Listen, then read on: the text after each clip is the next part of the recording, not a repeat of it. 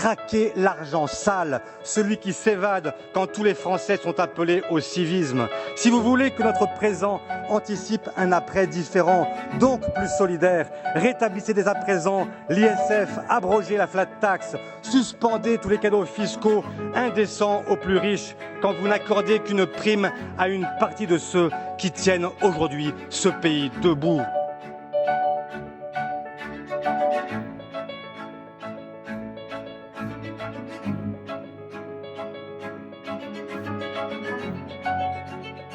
Le combat pour le climat, contre les monopoles, contre les inégalités, contre la confiscation du pouvoir par quelques-uns ne s'opposent pas, ils se rejoignent. Les inégalités climatiques renforcent, hélas, les inégalités sociales. Les pays, les régions, les quartiers qui ont le plus à craindre du réchauffement climatique sont aussi les plus pauvres.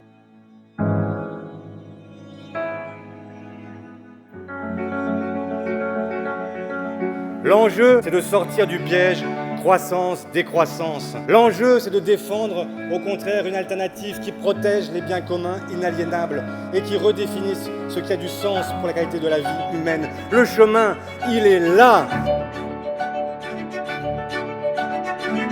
La France a accueilli au siècle dernier Italiens, Tchèques, Slovaques, Serbes, Roumains, Espagnols, Hongrois, Grecs, Marocains, Algériens, Tunisiens, Cambodgiens, Vietnamiens. Et la France ne s'est pas effacée, elle s'est renforcée.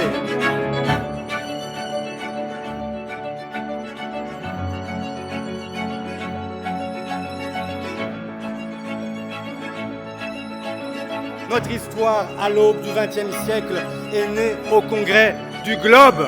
Elle fut celle de la rencontre de courants du monde ouvrier qui s'étaient toujours opposés avant de se réunir. Et c'est eux qui ont pris ce sillon qui a permis, durant un siècle, de changer la vie des Européens. Alors, quelle que soit la forme de ce futur rassemblement, le chemin, il est là. Ni effacement, ni isolement. Ouvrez la voie du rassemblement.